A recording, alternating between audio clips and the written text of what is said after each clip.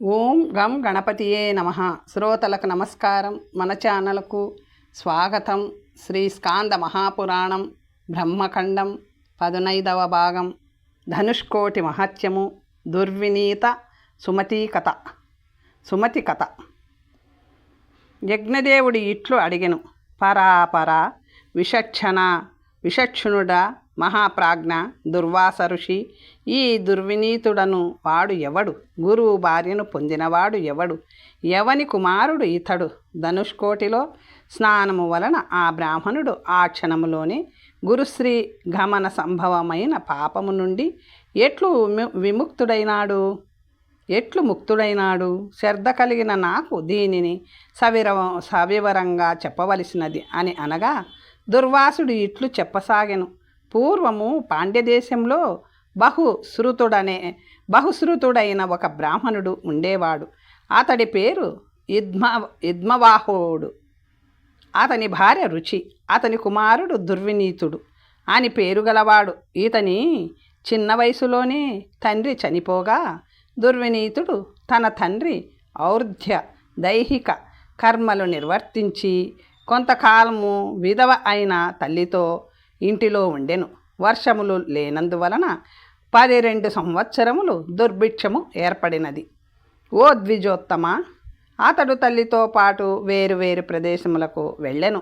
ధాన్యరాశులతో సుభిక్షమైన గోకర్ణమునకు అతడు చేరి విధవ అయిన తల్లితో పాటు చాలా కాలము నివసించెను.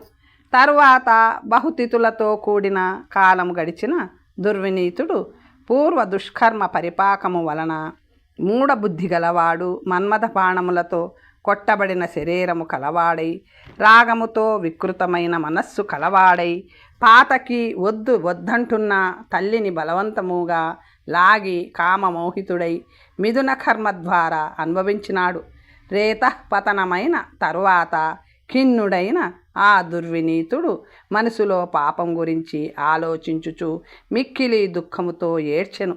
నేను మిక్కిలి పాపము చేసిన వాడిని, నేను మహాపాతకులతో శ్రేష్ఠుడను, మన్మథ బాణమునకు అధీనుడనై తల్లిని పొందినవాడిని అని మనస్సులో ఆలోచించి అతను మునుల సన్నిధి యందు తనను తాను అసహించుకొనుచు ఆ మునులతో గురుశ్రీని పొందిన పాపిని అయిన నాకు ప్రాయశ్చిత్తమును చెప్పవలేను. ద్విజులారా, శాస్త్రతత్వము ఎరిగిన పెద్దలారా, నా మీద దయతో మాత్రమే ప్రాయశ్చిత్తము చెప్పవలేను. మరణము వలన నిష్కృతి మరణించెదను, అనుమానం లేదు. మీరు నాకు ఇప్పుడు చెప్పు ప్రాయశ్చిత్తమును ఆచరించెదను. ఓ ద్విజులారా, ఇది సత్యము, మరణమైనను మరేదైనను చేయుదును అని పలికెను. అతని మాటలు విని అక్కడ కొందరు మునీశ్వరులు ఇతడితో మాట్లాడుట కూడా దోషమే అని నిశ్చయించుకొని కొందరు మౌనముగా ఉండిరి. మరికొందరు మునులు వేగముగా దుష్టాత్మ, మాతృగామి, నీవు మహాపాతకులలో మొదటివాడవు, వెళ్ళుము అని అనేకసార్లు అనిరి. వారినందరినీ వారించి దయగలవాడు, సర్వజ్ఞుడు, కరుణానిధి కృష్ణద్వైపాయనుడు అచ్చట దుర్వినీతునితో ఇట్లా అనెను.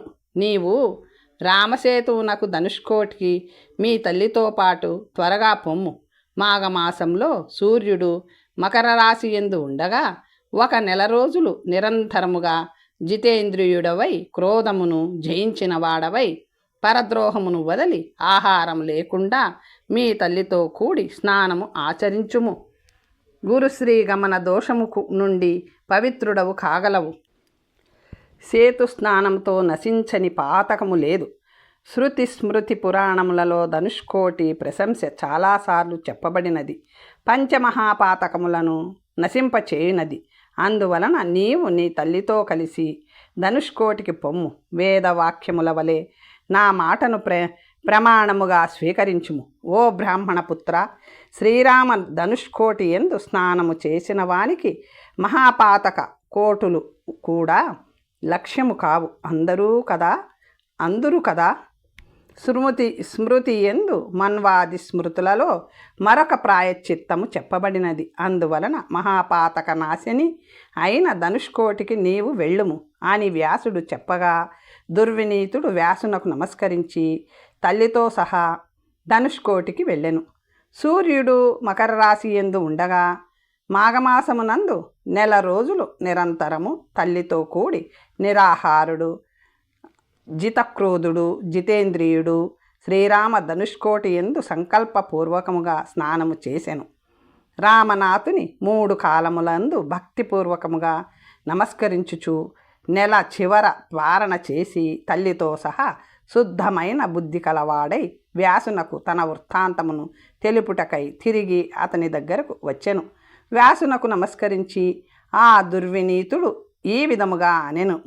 ఓ ద్వైపాయన మహాత్మా దయాసముద్ర, ఓ భగవాన్, మీ దయ వలన రామధనుష్కోటి యందు నా తల్లితో పాటు మాఘమాసంలో నిరాహారుడనై నెల రోజులు కునికిపాట్లు లేక మహేశ్వరుని నమస్కరించుచు స్నానము చేసి తిని. ఇక ముందు ఓ వ్యాస భక్తవత్సల భగవాన్, నేను ఏమి చేయవలేనో యథార్థమును ఉన్నది ఉన్నట్లుగా నాకు ఉపదేశించవలసినది అనిన ఆ దుర్వినీతుని మాటలు విని ఆ ముని నారాయణాంశక్తుడైన వ్యాసుడు ఆ దుర్వినీతునితో ఈ విధముగా అనెను. మాతృసంగమము వలన కలిగిన నీ పాతకము ఈరోజు పోయినది. ఓ దుర్వినీత, నీ సంగతితో కలిగినట్టి నీ తల్లి పాతకము కూడా పోయినది. ఇందులో అనుమానించాల్సిన పని లేదు. నేను నీకు నిజమును చెప్పితిని. బాంధవులు, నీ స్వజనులందరూ, ఇతర బ్రాహ్మణులు అందరూ నిన్ను స్వీకరించుచున్నారు. ఓ దుర్వినీత, నా అనుగ్రహము వలన నీ తల్లితో సహా ధనుష్కోటిలో స్నానము చేయుట వలన నీవు విశుద్ధుడవైతివి. పెండ్లాడి గృహస్థ ధర్మమును ఆచరించుము. ప్రాణి హింసను వదులుము. సనాతన ధర్మమును సేవించుము. భక్తితో కూడిన మనస్సుతో ఎప్పుడు సజ్జనులను సేవించుచు ఉండుము. సంధ్యోపాసన మొదలైన ముఖ్యమైన నిత్యకర్మలను వదలవలదు. ఇంద్రియ సమూహమును అరికట్టుము. శివకేశవులను పూజించుము. ఇతరుల అపవాదమును చెప్పకము. ఎప్పుడునూ అసూయ పడకము. ఇతరుల అభివృద్ధిని చూసి వ్యర్థముగా సంతాపపడకము. ఇతరుల భార్యలను నీ తల్లి వలె నీవు నిత్యము గౌరవించుము. చదివిన వేదములనన్నింటినీ ఎన్నడూ మరువకుము. అతిథులను అవమానపరచకుము. పితృదినమునందు శార్ధము చేయుము. కలలో కూడా ఇతరుల కొండెకాడి లక్షణములను నీవు ఏ విధముగాను చెప్పవలదు. ఇతిహాస పురాణములు, ధర్మశాస్త్రములు, అట్లే వేదాంతము, వేదాంగములు ఎల్లప్పుడూ చదువుచూ ఉండుము. హరిశంకరుల నామములను సిగ్గుపడకుండా కీర్తించుము. జాబాలోప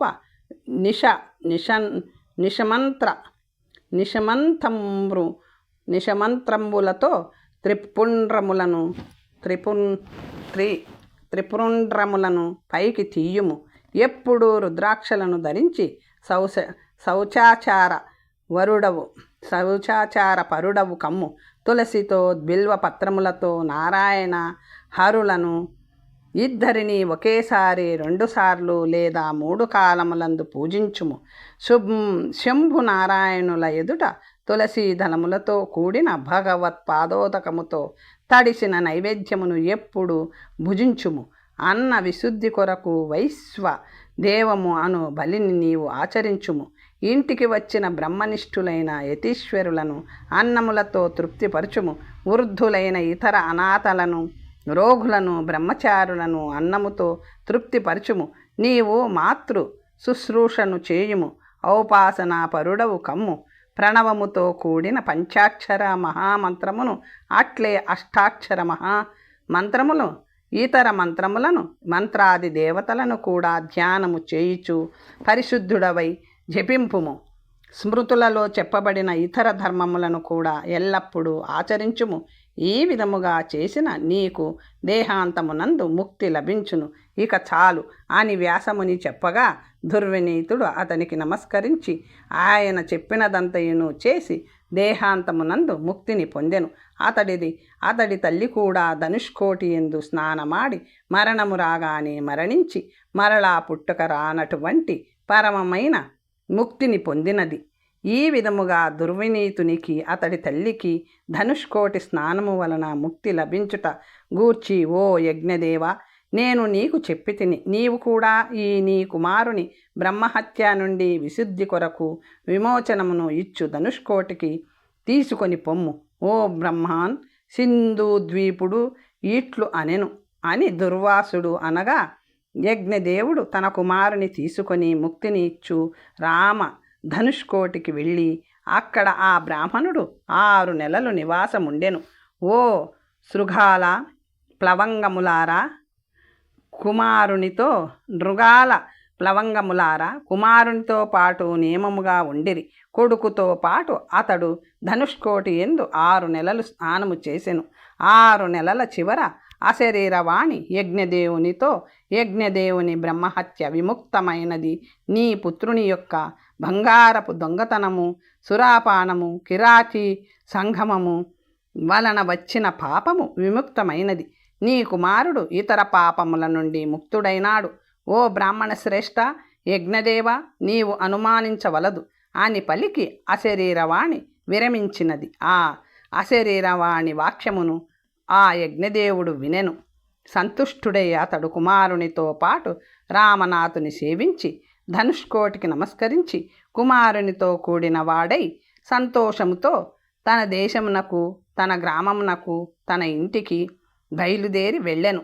కొడుకుతో భార్యతో కూడి చాలా కాలము చక్కని ప్రశాంతితో సుఖముగా ఉండెను. సింధు ద్వీపుడు ఈ విధముగా అనెను, ఓ గోమాయు వానరులారా, మీకు నేను యజ్ఞదేవుని సుతుడైన ఈ సుమతి పరిమోక్షణమును చెప్పెదను. ధనుష్కోటి స్నానము వలన గొప్ప పాపముల నుండి ముక్తులు కాగలరు. అందువలన మీరు పాపశుద్ధి కొరకు ధనుష్కోటికి వెళ్ళుము. మరి ఒక రకముగా 10,000 ప్రాయశ్చిత్తములు ఆచరించినను పాపశుద్ధి కాదు. ఓ బ్రాహ్మణులారా, శృగాల వానరులు త్వరగా మహాపతములను లంఘించి ప్రయాసతో ధనుష్కోటికి వెళ్ళి ఆ జలమునందు కూర్చొని దేవతలు పూలవాన కురిపించుచుండగా తేజస్వంతులై హరకేయూర ముకుట కటకాది ఆభరణములచే అలంకరింపబడి దేవతాశ్రీలు చామరాలు విసరుచుండగా ప్రకాశించుచు రమ్యమైన దేవపురికి వెళ్ళి ఇంద్రుని అర్ధసింహాసనమును పొందిరి. మీకు ఈ విధముగా నక్క కోతి విషయమును చెప్పి తిని, ధనుష్కోటి స్నానము వలన పాప విమోచనము అగును. భక్తితో ఈ అధ్యాయమును వినినవారు, చదివినవారు ధనుష్కోటి స్నానము వలన కలుగు ఫలితమును పొందుదురు. యోగులకు కూడా సులభ సాధ్యము కాని ముక్తిని కూడా త్వరగా పొందుదురు అనెను. ధనుష్కోటి మహత్యము, దురాచార సంసర్గ దోష శాంతి. ధనుష్కోటి మహత్యమును ఇంకనూ నేను చెప్పెదను. ఓ ద్విజులారా, దురాచారుడు అని పేరు గలవాడు స్నానము చేసి ముక్తుడు అయ్యెను అని అనగా మునులు ఇట్లు అనిరి. ఓ ఈ దురాచారుడు ఎవరు? యథార్థమెరిగిన ఓ సూతముని, దురాచారుడైన అతడు ఏ పాపము చేసెను? ధనుష్కోటి స్నానము వలన పాతకము నుండి ఎట్లు ముక్తుడైనాడు? శుశ్రూష చేయు మాకు దీనిని విస్తారముగా చెప్పవలేను అని అనగా శ్రీ సూతులు ఇట్లు అనిరి. ఓ మునులారా, ధనుష్కోటి ఎందు స్నానము వలన పాతకము నుండి ముక్తుడైన విషయమును చెప్పెదను. ఆ దురాచారుని పాతకమును వినవలసినది. దురాచారుడు అను పేరుగల విప్రుడు గౌతమి తీరమునందు ఉండెను. అతడు ఒక బ్రాహ్మణుడు, పాపి, ఎల్లప్పుడూ క్రూర కర్మ ఆచరించడివాడు. బ్రహ్మజ్ఞులతో, సురాపానము చేయువారితో, దొంగలతో, గురుతల్పగులతో ఎల్లప్పుడూ చేసిన వారి సహవాసముతో అతడు దుష్టుడైనాడు. వారితో పాటు నివసించినాడు. ఓ బ్రాహ్మణులారా, మహాపాతకుల సంసర్గ దోషము చేత ఈ బ్రాహ్మణుని బ్రాహ్మణ్యము ఏమియూ లేకుండా పూర్తిగా నష్టమైనది. ప్రేమగా మహాపాతకులతో పాటు ఒకరోజు గడిపిన బ్రాహ్మణుని బ్రాహ్మణత్వములోని 4వ భాగము ఆ క్షణములోనే నశించును. ఇందు అనుమానం లేదు. 2 రోజులు సేవించుట వలన మహాపాతకుల స్పర్శన దర్శనముల వలన పడుకొనుట వలన సహపంక్తి భోజనము వలన బ్రాహ్మణత్వ ద్వితీయ భాగము పోవును. 3 రోజుల సహవాసము వలన 3వ భాగము నశించును. 4వ రోజుల సహవాసము చేత 4వ భాగము తప్పకుండా నశించును అంతకంటే ఎక్కువగా వారితో పాటు శయన ఆసన భోజనములు ఆచరించిన అతనితో సమానమైన పాతకుడు కాగలడు. మహాపాతక సంభవుడైన వానితో సమానము కాగలడు. అందువలన బ్రాహ్మణ్యహీనుడైన వీడు దురాచారుడు అను పేరు గలవాడు. ఒకప్పుడు అతడు బలవంతుడైన భయంకరుడైన వేతాళునితో ఆవహింపబడెను. పరవశుడైన వీడు ఆ బేతాళునితో మిక్కిలి పీడింపబడుచు ఒక దేశము నుండి మరి ఒక దేశమునకు, వనము నుండి మరొక వనమునకు తిరుగుచు పూర్వపుణ్య విపాకము వలన దైవయోగము చేత ఆ బ్రాహ్మణుడు మహాపాతక నాశిని అయిన రామచంద్ర ధనుష్కోటి బేతాళునిచే ఆవేశింపబడి పిశాచముచే వెంటనంటబడి వెళ్ళెను. ధనుష్కోటి జలమునందు ఇతడు వేతాళునితో ప్రవేశపెట్టబడి ముంచబడెను. వేతాళునితో విడువబడి క్షణములోనే అంధుండి పైకి లేచెను. ఓ బ్రాహ్మణులారా, అప్పుడు ధనుష్కోటి జలము నుండి ఆ బ్రాహ్మణుడు లేచి స్వస్థుడై సముద్ర తీరమందు ఇది ఏ దేశము అని ఆలోచించసాగెను. గౌతమీ తీరంలో ఉండు నేను ఇచ్చటకు ఎట్లు వచ్చి తిని అని చింతించుచు ఇతడు ధనుష్కోటి యందు నివసించు మహాత్ముడు, యోగి, ప్రవరుడు, ఉత్తముడైన దత్తాత్రేయుని చేరి నమస్కరించి ఈ దురాచారుడి ఇట్లు అనెను: ఓ భగవాన్, ఇది ఏ దేశమో తెలియుట లేదు. నాకు తెలియచెప్పవలేను. నేను గౌతమీ తీరంలో ఉండడి వాడను. నా పేరు దురాచారుడు. ఓ బ్రాహ్మణ, నేను ఇచ్చటికి ఎట్లు వచ్చి తినో నాకు దయచేసి చెప్ప ప్రార్థన అని ఆ మునిని దురాచారుడు అడుగగా అతడు సువ్రతుడై కొద్దిసేపు ధ్యానించి దయగలవాడై దురాచారునితో: దురాచార, పూర్వము నీవు మహాపాతకుల సహవాసము చేసితివి. అందువలన బ్రాహ్మణ్యము నశించినది. నిన్ను బేతాళుడు పట్టుకొనెను. అతనితో ఆవేశింపబడి మూఢమైన బుద్ధి కలవాడవై వివసుడవై ఇక్కడకు వచ్చితివి. వేతాళుడు నిన్ను ఇచ్చట ధనుష్కోటి జలమందు ముంచెను. అచ్చట స్నానము చేయగానే నీవు పాతకముల నుండి ముక్తుడవైతివి. పుణ్యమైన ధనుష్కోటి యందు స్నానము చేసిన వారి పంచపాతక సంచయముల నశించును. ఇది నిజము. ఈ రామచంద్ర ధనుష్కోటి యందు స్నానము చేసినంత మాత్రము చేత మహాపాతకుని సంసర్గము వలన కలిగిన నీ దోషము నశించినది. అది నశించినది కాబట్టి వేతాళుడు నిన్ను వదిలి నశించిపోయెను. నిన్ను పట్టుకున్న వేతాళుడు పూర్వము బ్రాహ్మణుడుగా ఉండెడి వాడు. అతడు భాద్రపద మాస కృష్ణపక్షమందు మహాలయమందు పార్వణ విధితో పితృకర్మను సంతోషముగా చేయలేదు. అందువలన తన పితరులతో శపింపబడి ఇతడు వేతాళుడైనాడు. అతడు కూడా ఈ ధనుష్కోటిని చూసినంతలోనే వేతాళత్వమును వదలి విష్ణులోకమును పొందెను. అందువలన భాద్రపద మాస కృష్ణపక్షమందలి మహాలయమును తమ పితరులను ఉద్దేశించి అతి లోభము వలన చేయని వారు మహాలోభులైన వారు వేతాళులు కాగలరు. అందుచేత భాద్రపద మాస కృష్ణపక్షమందు మహాలయమున పితరులను ఉద్దేశించి చేయుచు శక్తి కొలది వేద పారంగులైన బ్రాహ్మణులకు అన్నముతో భోజనము పెట్టినవారు దుర్గతిని పొందరు. భాద్రపద కృష్ణపక్షమందు మహాలయమందు తన శక్తికి తగినట్లు ఒక్కనికో ఇద్దరికో ముగ్గురికో బ్రాహ్మణులకు దారిద్ర్యము లేకుండా భోజనము పెట్టిన ఎడల అతనికి దుర్గతి ఎప్పుడూ ఉండదు. ఇతడు భాద్రపద మాసంలో పితరులను ఉపాసించనందువలన ఈ బ్రాహ్మణుడు వేతాళుడైనాడు. పాపి అయిన నిన్ను పట్టుకొనెను. భాద్రపద మాస కాలము మొదలుకొని వృశ్చికము వరకు తత్వదర్శులైన మునులు మహాలయమని చెప్పిరి. అక్కడ కూడా భాద్రపద మాస కాలము విశిష్టమైనది. ఓ దురాచారక, అక్కడ కూడా కృష్ణపక్షము విశిష్టమైనది.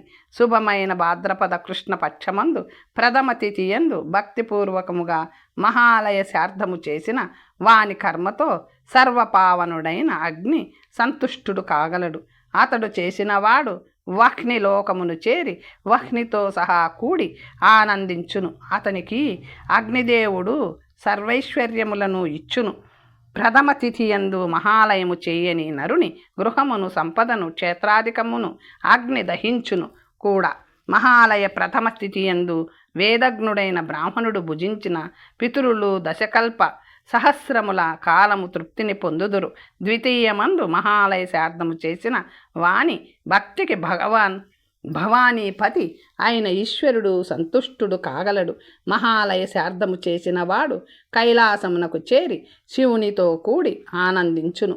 సంతుష్టుడైన మహేశ్వరుడు అతనికి అధికమైన సంపదను ఇచ్చును. ద్వితీయ తిథియందు మహాలయము చేయని నరుని కోపించి శంభుడు అతడి బ్రహ్మవర్చస్సును నాశనము చెయ్యును. కాలసూత్రమును రౌరవ నరకమును అతనికి ఇచ్చెదరు. మహాలయ ద్వితీయ తిథియందు వేదజ్ఞుడైన బ్రాహ్మణుడు భుజించిన పితరులు 20 కల్ప సహస్రముల కాలము తృప్తిని పొందుదురు. పితరుల అనుగ్రహము వలన ఇతని సంతతి వృద్ధి చెందును. తృతీయ ఎందు మహాలయ శార్థమును నరుడు భక్తితో చేయవలేను. దీనితో భగవాన్ లోకపాలుడైన ధనాధిపతి సంతుష్టుడు కాగలడు. మహాపద్మాది నిధులు అతని వశంలో ఉండును. బ్రహ్మ విష్ణు మహేశ్వరులు అతనిని అనుసరించి ఉందురు. తృతీయ తిథి యందు మహాలయము చెయ్యని నరుని సంపదను ధనదుడు అంటే కుబేరుడు క్షణములో హరించును. తృతీయ తిథి యందు మహాలయము చేసిన నరుని కర్మతో అతని పితరులు 30 కల్ప సహస్రముల కాలము తృప్తి చెందుదురు. బ్రహ్మలోక గతులైన నరకమునకే పొమ్ము. ఈ మూడుని సంతతి ఆ క్షణములోనే విచ్చిత్తి పొందును. మా తిథియందు నరులు మహాలయము కొరకు విధి ప్రకారము బ్రాహ్మణులకు భోజనమును పెట్టిన ఎడల అది మహా అనర్థము కాగలదు. భాద్రపద మాసము వచ్చిన పితృదేవతలు నాట్యము చేయుదురు. మమ్ములను ఉద్దేశించి మా పుత్రులు బ్రాహ్మణోత్తములకు భోజనము పెట్టెదరు. దాని వలన మాకు దారుణమైన నరక క్లేశములు కలుగదు. చంద్రతారాలున్నంతకాలము స్వర్గలోక వాసము కలుగును. భాద్రపద మాసము వచ్చిన అది పితరులకు తృప్తిని ఇచ్చునది కనుక ప్రతిరోజు భక్తిపూర్వకముగా ఒక్కొక్క బ్రాహ్మణునకు భోజనం పెట్టవలేను. పితృమాతృ కులమందు జన్మించిన పితరులు తృప్తి పొందుదురు. విశేషించి కృష్ణపక్షమందు బుద్ధిమంతుడు బ్రాహ్మణులకు భోజనము పెట్టవలేను. నేయి పప్పు మొదలగు సస్యములతో తైలాభ్యంగా పురస్సరముగా భోజనము పెట్టవలేను. దీనితో ఆ కల్పము ఆనందించుచు పితరులు అమృతము సేవించెదరు. కృష్ణపక్ష సప్తమి మొదలుకొని ప్రతిరోజు నరులు అమావాస్య వరకు 3 బ్రాహ్మణులను పూజించి భుజింప చేయవలేను. ద్వాదశి ఆరంభించి 3 బ్రాహ్మణులకు తప్పకుండా భోజనము పెట్టవలేను. లేనిచో ఐశ్వర్య హాని కలుగును. మహాదారిద్ర్యవంతుడు కాగలడు. విత్తలోభమును వదలి బ్రాహ్మణులకు నూప ఘృతాదులతో సూప ఘృతాదులతో వయస్సుతో పాయసంతో పెరుగు ఆవు పాదులతో పేయములు లేహ్యములు చోష్యములు జుర్రునవి వివిధములైన భక్ష్యములు మొదలగు వానితో వేద విధులైన ముఖ్యులకు తృప్తి కలుగు విధములు భుజింప చేయవలేను. అందువలన బ్రహ్మ విష్ణు శంభులు తృప్తులు కాగలరు. అగ్నిశ్వత్తాది పితరులు అట్లే ఇంద్రాది దేవతలు తృప్తులు కాగలరు. ఎక్కువగా చెప్పుట ఎందుకు? దానితో జాగ్రత్తయము తుష్టము కాగలదు. మహాలయ శార్ధమున పార్వణ విధానముతో చేయవలేను. నరుడు మహాలయ శార్ధమునందు పితృవంశమందలి పితరులను వలె మాతృవంశమందలి పితరులను కూడా సంతోషముతో శ్రేయస్సు కొరకు భుజింప చేయవలేను. తన విత్తమునకు అనుగుణముగా శక్తి కొలది దక్షిణలను కూడా ఇవ్వవలేను. ఆ మహాలయ శార్ధములో విత్త శార్యము చేయరాదు. యజ్ఞములకు దక్షిణ ఆవులుగా చెప్పబడినది. మార్గములో పురోగవులతో ముందు ఆవులుంటే దుమ్ము వలన శ్వాసహీనం చేయబడినట్లు ఆ పితృయజ్ఞము కూడా దక్షిణ లేకపోతే హీనము కాగలదు. అందువలన యజ్ఞములందు తెలుసుకొని దక్షిణ అల్పముగానైనా ఇవ్వవలేను. విధవలైన స్త్రీలు కూడా అపుత్రులైన వారు కూడా మహాలయమున తమ భర్తల గురించి అధిక భోజన కర్మతో చేయవలేను. లేని పక్షమున ధర్మహాని కలుగును, గొప్ప నరకమును సంభవించును. భాద్రపద భాద్రపద మాసము వచ్చిన తరువాత మహాలయము చెయ్యని నరుని కులము నాశనము అగును, బ్రహ్మహత్యను పొందును. శ్రద్ధగలవారు పితరుల గురించి మహాలయము ఆచరించెదరు. వారికి సంతతి విచ్ఛేదము కాదు, ఎడతగని సంపద లభించును. ఆలయము అనగా స్థానము, మహా అనగా కళ్యాణము. కళ్యాణమునకు స్థానమైనది కనుక మహాలయము అని చెప్పబడినది. కనుక కళ్యాణము కలుగుట కొరకు నరుడు మహాలయము ఆచరించవలెను. మహాలయము ఆచరించని పక్షములో అతనికి అమంగళము కలుగును. తల్లిదండ్రులు చనిపోయిన రోజున శ్రాద్ధము చేయకపోయినను బుద్ధిమంతుడు స్మరించకుండానే మహాలయ శ్రాద్ధమును ఆచరించవలెను. మహాలయ శ్రాద్ధము చేయుటకు శక్తి లేని పక్షంలో పితరులు ఆ మహాలయమును యాచించి అయినా ఆచరించవలెను. ధనధాన్యమును విశిష్టులైన బ్రాహ్మణుల నుండి యాచింపవలెను. ధనధాన్యమును ఎన్నడూను కూడా పతితుల నుండి తీసుకొనరాదు. ధనధాన్యాధికము బ్రాహ్మణుల నుండి లభించని పక్షములో మహాలయము కొరకు క్షత్రియ శ్రేష్ఠులను యాచించవలెను.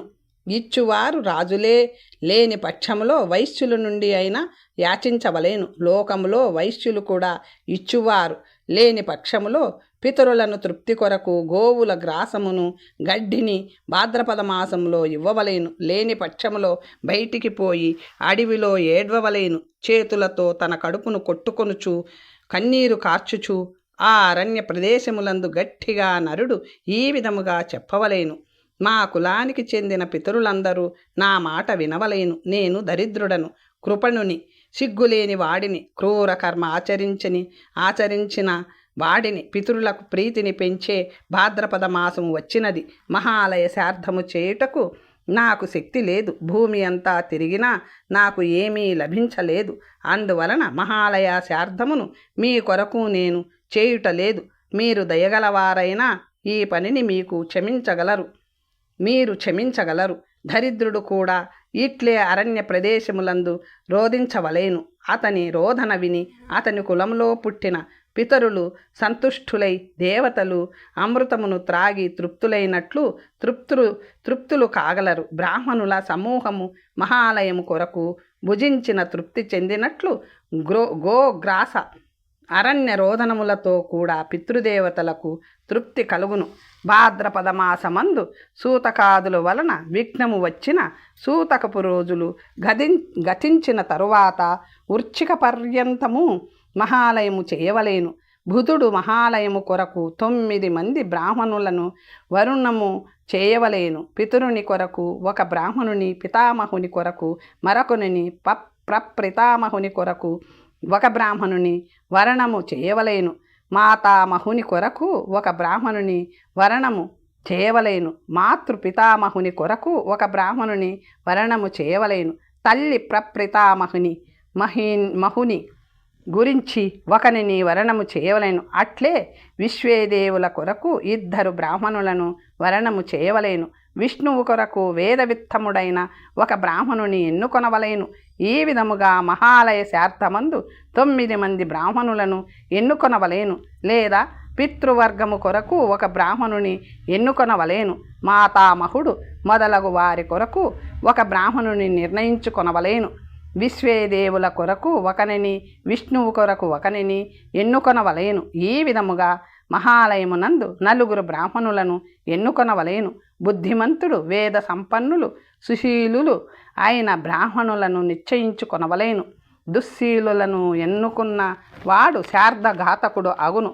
భాద్రపద మాసము వచ్చిన విశేషించి కృష్ణపక్షములో శ్రద్ధతో కూడి మహాలయ శ్రాద్ధము చేసిన నరుడు సర్వతీర్థములందు స్నానమాడినట్లే.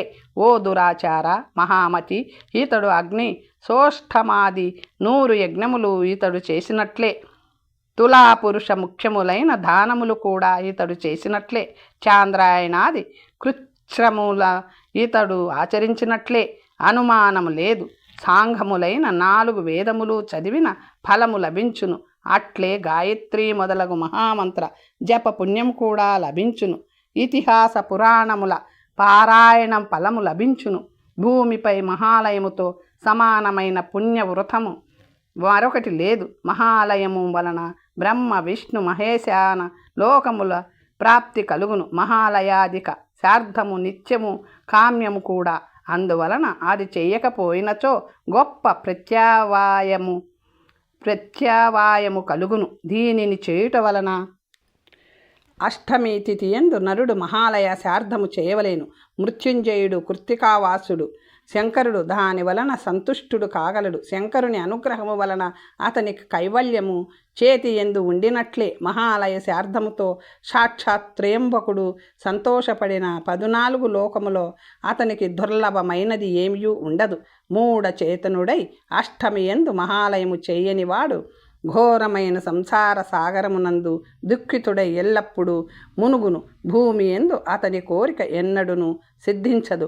చంద్రుడు తారకలున్నంత వరకు వైతరణి అను నరకమునందు పడిపోవును. అష్టమి యందు శ్రద్ధతో మహాలయ శార్థము చేసిన నరుని పితరులు 80 కల్ప సహస్రము తృప్తిని పొందుదురు. ఈతనిని ఆశీసులతో వృత్తిపరచుదురు.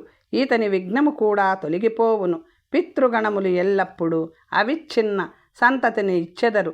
నవమి తిథి యందు నరుడు మహాలయ శార్థమును చేయవలేను. దానితో దుర్గాదేవి భగవతి శాంభవి సంతుష్టి పొందును.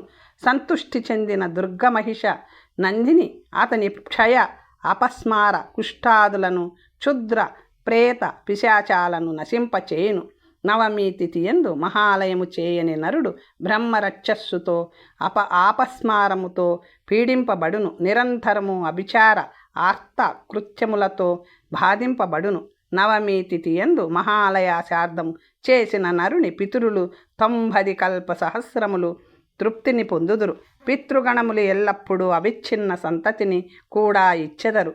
దశమి తిథి యందు నరుడు మహాలయ శార్థము చేయవలేను. దానితో షోడశాత్మ అమృత కలుడు చంద్రుడు ప్రసన్నుడు కాగలడు. ఓషధులకు అధీశుడైన అతడు ఈ శార్థముతో సంతోషించి ఎల్లప్పుడూ ఓషధులు వ్రీహ్యాది ధాన్యములను ఇచ్చును. దశమి యందు ఉత్తమమైన మహాలయము ఆచరించని నరుని ఓషధులు నిష్ఫలము కాగలవు. అతడి కృషి కూడా నిష్ఫలమే. దశమి తిథి యందు మహాలయ శార్థము చేసిన నరుని పితరులు శతకల్ప సహస్రములు తృప్తి నందుదురు. పితృగణములు ఎల్లప్పుడూ అతడికి అవిచ్ఛిన్న సంతతిని ఇచ్చెదరు. ఏకాదశి యందు భక్తితో మహాలయ శార్థమును నరుడు చేయవలేను. దానితో సర్వలోకముల సంహార్త అయిన రుద్రుడు అనుగ్రహించును. సర్వ సంహర్త అయిన జగత్పతి అయిన రుద్రుని అనుగ్రహముతో ఈ శార్థకర్త నిరంతరము శత్రువులను ఓడించును. అతని బ్రహ్మహత్యలు 10,000 ఆ క్షణములోనే నశించును. అగ్ని సోష్టమాది యజ్ఞముల ఫలమును పుష్కలముగా పొందగలడు. ఏకాదశి యందు భక్తితో మహాలయము చేయని నరునిపై రుద్రుడు విముఖుడు కాగలడు. అతడిని ఎప్పుడు కూడా అనుగ్రహించడు. అన్ని విధముల అభివృద్ధి చెందుచున్న శత్రువులు ఇతనిని బాధింతురు. బహుదక్షిణలతో చేసిన అగ్ని సోష్టమాది యజ్ఞములు అన్నియు నిష్ఫలములే. బూడిదలో పోసిన హవ్యముల వలె కాగలవు.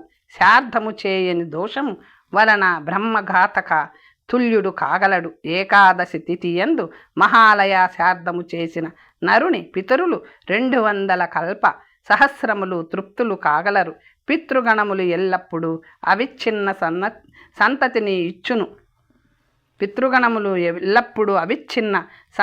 ఇచ్చును. ద్వాదశి తిథి యందు మర్త్యుడు మహాలయ శార్థము చేయవలేను. అతనిని లక్ష్మీపతి అయిన జనార్దనుడు సాక్షాత్గా అనుగ్రహించును. దేవేశుడు దేవదేవుడు అయిన జనార్దనుడు ప్రసన్నుడైనచో చరాచర జగత్తు అంతయు సంతోషించినట్లే అగును. హరిప్రియ అయిన భూమి ఇతని పంటను వృద్ధిపరచును. హరివల్లభ అయిన లక్ష్మీ కూడా అతని ఇంటిలో వృద్ధి పొందును. నారాయణుని చేతి ఎందున్న కౌమోదికి అను గద ఎల్లప్పుడూ అపస్మారాది భూతములను నశింపచేయును. తీక్షణమైన అంచులు గల చక్రము ఈతని శత్రువులను దహించి వేయును. ఈతని శంఖము యాతుధాన పిశాచాదులను తొలగించును. ఈ విధముగా కేశవుడు అన్ని విధములా ఇతని పీడను తొలగించును. మహాలయమును ద్వాదశి యందు చెయ్యని మనుజాదముని యొక్క క్షేత్రములు సంపదలు నశించును. ఆపస్మారాది భూతములు మహాబలవంతులైన శత్రువులు యతుధానులు, రాక్షసులు, పుణ్యజనులు కూడా విష్ణు పరాజ్ముఖుడైన ఇతడు బాధ ఎందు పడవేయును. ద్వాదశి ఎందు భక్తియుక్తుడై మహాలయ శార్ధమును ఆచరించని వాని పితరులు 600 కల్ప సహస్రముల సంతోషపడుదురు. ఈతని పితరులు ఈతనికి అవిచ్ఛిన్న సంతతిని కూడా ఇచ్చెదరు. త్రయోదశి ఎందు నరుడు భక్తితో మహాలయ శార్ధమును చేయవలేను. అతనికి రతినాయకుడైన భగవాన్ కందర్పుడు ప్రసన్నుడు కాగలడు. స్రక్షందనాది భోగములు, మనోరమలైన స్త్రీలు కామదేవుని ప్రసాదము వలన అతనికి ఎల్లప్పుడూ సిద్ధించెదరు. పుట్టుక నుండి చావు వరకు అతడు సుఖములనే పొందును. త్రయోదశి యందు మహాలయ శార్ధము చేయని వానికి కామదేవుడు విముఖుడు కాగలడు. స్త్రీలను భోగములను నశింపచేయును. ఈతనిని అంగార శయ్యాభ్రమణమనే నరకమన్నందు పడవేయును. పితరులను ఉద్దేశించి త్రయోదశి యందు మహాలయము ఆచరించని వాని పితరులు సహస్రములు సంతుష్ట నందుదురు. పితృగణములు అవిచ్ఛిన్న సంతతిని కూడా ఇచ్చెదరు. చతుర్దశి యందు నరుడు భక్తితో మహాలయ శార్ధము చేయవలేను. అతని అభిష్టమును నెరవేర్చుటకై భగవాన్ శివుడు మేల్కొనును.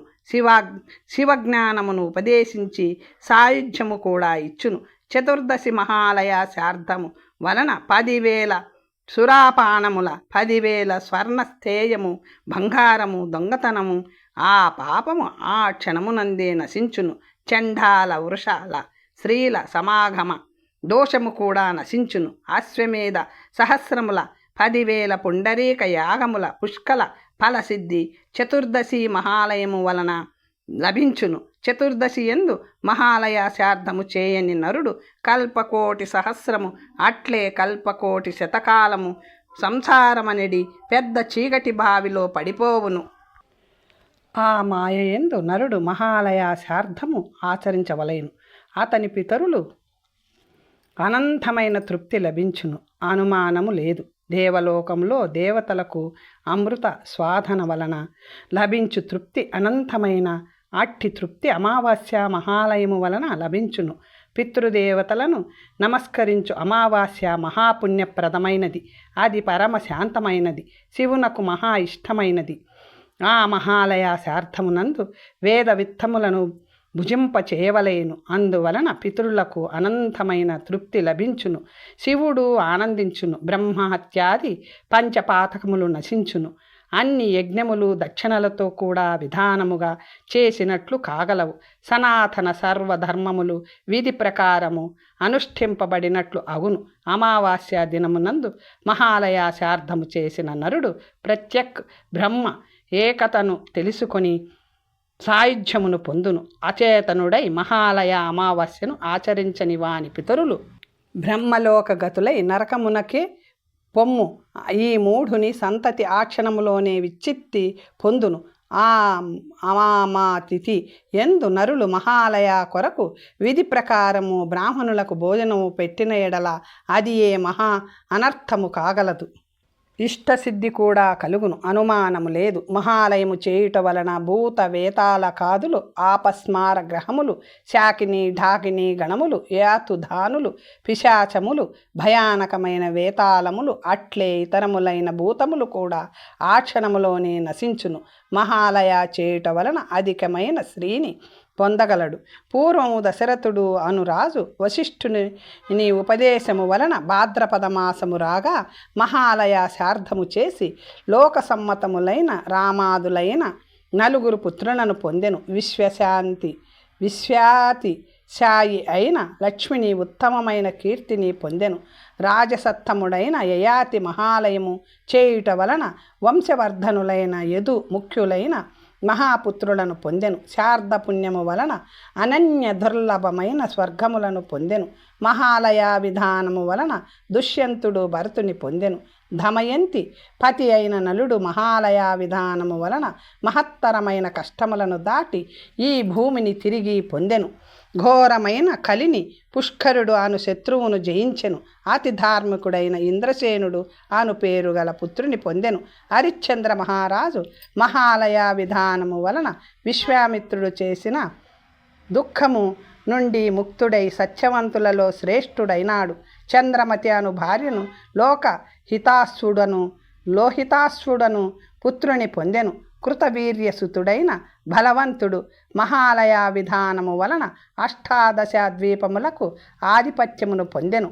రాముడు కూడా దండకారణ్యములో మహాలయ విధానము వలన యుద్ధమునందు రావణుని చంపి తిరిగి సీతను పొందెను. మహాలయమును చేయుట వలన ధర్మపుత్రుడైన యుధిష్ఠిరుడు దుఃఖసాగరమును దాటి ధార్తరాష్ట్రులను చంపెను. మునిసత్తముడైన వశిష్ఠుడు, అత్రి, భృగువు, కుచిత్తుడు, గౌతముడు, అంగీరసుడు, కశ్యపుడు, భరద్వాజుడు, విశ్వామిత్రుడు, కుంభజుడు, పరాశరుడు, మృకంఠుడు ఇతర మునిసత్తములు ముఖ్యమైన మహాలయ శార్థమును విధి ప్రకారము చేసి అణిమాద్యష్ట సిద్ధులను వ్రతములకు తపస్సులకు నివాస భూతులైరి. అట్లే లోకాతిశాయులై ఆ మునిసత్తములందరూ జీవన్ముక్తులైనారు. మహాలయ శార్థమును అభివృద్ధి కోరుకొనువాడు ఆచరించవలేను. అందువలన ఇప్పటికి కూడా మహాలయము ఆచరించని వానికి భూత వేతాళకాదులతో గొప్ప భయము ఉన్నది.